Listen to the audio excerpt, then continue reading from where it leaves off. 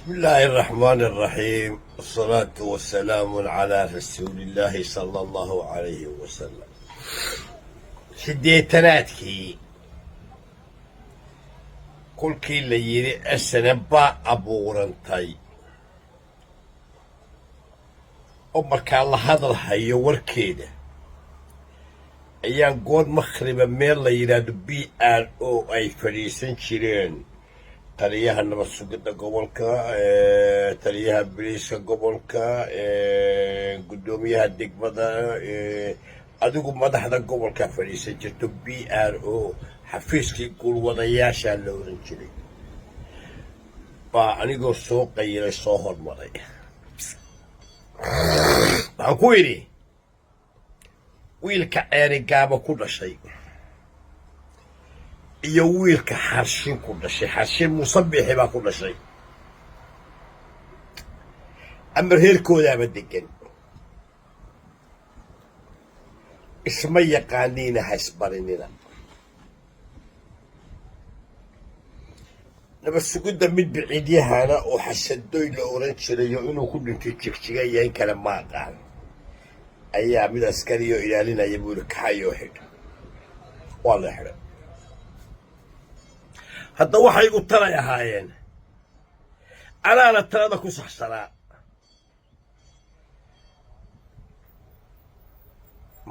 habeenkii baan xidhnaa, maalintii baan xidhnaa,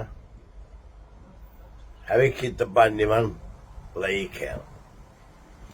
nimanku waa reer ceerigaab, waa wada aqaan, waa boos miro maxamed nuux, waa ismaaciil xaaji nuur, waa nimanka hadda jooga ceerigaabo. yab waa la soo xaabiyey, waxaana loo soo gudbiyey jeelkii. sharci baa jiray maxkamadda badbaadada ay samaysay oo midna la yidhaahdo low 54, midna la yidhaahdo low 67. qof allaale qofkii aan wax lagu caddayn karayn baa lagu qaadayoo lagu xidha. weligii maxkamad layma taagin, dictationkaasu baa la ii jaraayey. 3 sanaa la iga dhigay xadhiggii, iyagana min 30, min 20, min 10. hadda warbuur madow iyo ninka gaalkacaya degan isma yaqaaneen. buur madow iyo isimka garoowa joogaana isma yaqaaneen. inaa lillahi wa inaa ilaahi raajicuun. bal meeshaad ka baadi doontay faa'iido buur madow inaad cidlo ka aqoon. buur madow iyo muqdishona ismaba yaqaaneen. war qofku wuxuu faa'iido ka doonaa meeluu garanayo. intii aad maxamed aw siciid iyo hargeysa aad ku meeraysanaysay dee nin kala garanaya dadka baad ahayd. meel aad ku hafatay baad soo duulatay. tilmaanta qura ee kugu filan waxaa weeye ilaa goormaad diyaaradda garowga u raacaysaa. مش معقول. ilaa goormaa siciidani diyaarad hargeysa u soo raacaya. مش معقول. dadka wax ka dhaxeeyaan waa dadka halkaa wada degan ee islaayey.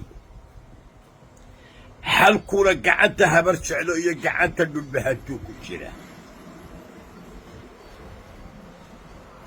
waxaana ka talin kara taladaa nimaan waxba ka rabin, lacagna ka rabin, kursina ka rabin. qodobka intaasaan ku dhaafayaa. alxaqiiqa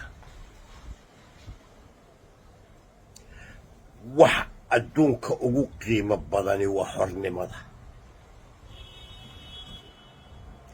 dahab haddaad jeelka ku cunayso oo xornimadaadii maqan tahay, macno aad dahabkaasu leeyahay male.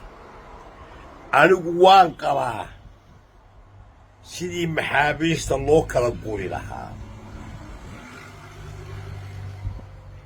laakiin waddadeedii buur madow baa ka leexiyey. وانا لقصو علين كرا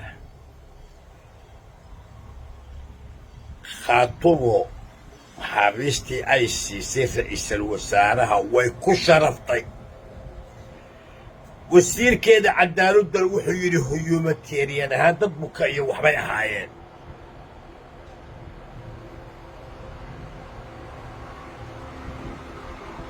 adigu saraakiil baad noo soo daysay waad ku mahadsan tahay saraakiishii kalena waxay kaa joogtaa ay ku xidhan yihiin buur madoobow ascaanood halkaa waxaa ka soo baxaysa inaad dhaqaale raadin aad ahayd oo qodobkaana intaasaan ku dhaafaya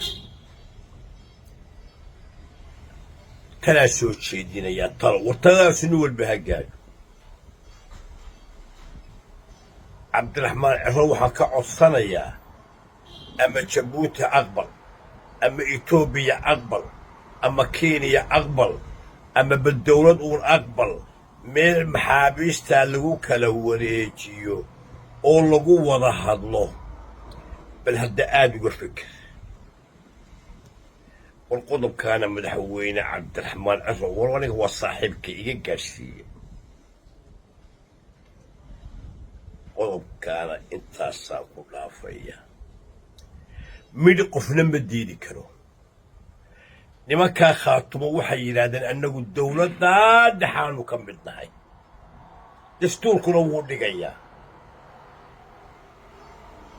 anna uma diidi karo qof kalena uma diidi karo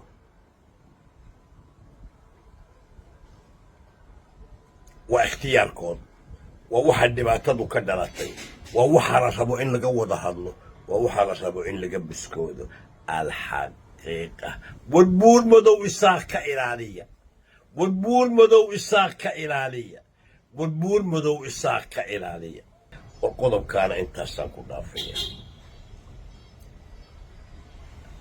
talaa soo jeedinayaa talo wartadaasi nin walba ha gaadho cabdiraxmaan ciro waxaan ka codsanayaa ama jabuuti aqbal ama etoobiya aqbal ama kenya aqbal ama bal dowlad uun aqbal meel maxaabiistaa lagu kala wareejiyo oo lagu wada hadlo bal hadda aad uga fikir war qodobkaana madaxweyne cabdiraxmaan ciro war aniga waa saaxiibka iga gaadhsiiya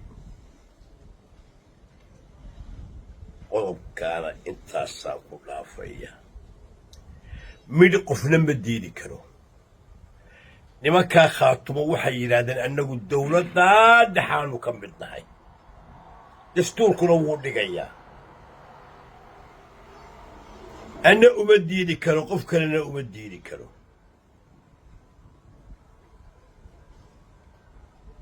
waa ikhtiyaarkood waa waxa dhibaatadu ka dhalatay waa waxaa la rabo in laga wada hadlo waa waxaa la rabo in laga biskoodo alxaqiiqa warbuur madow isaaq ka ilaaliya warbuur madow isaaq ka ilaaliya warbuur madow isaaq ka ilaaliya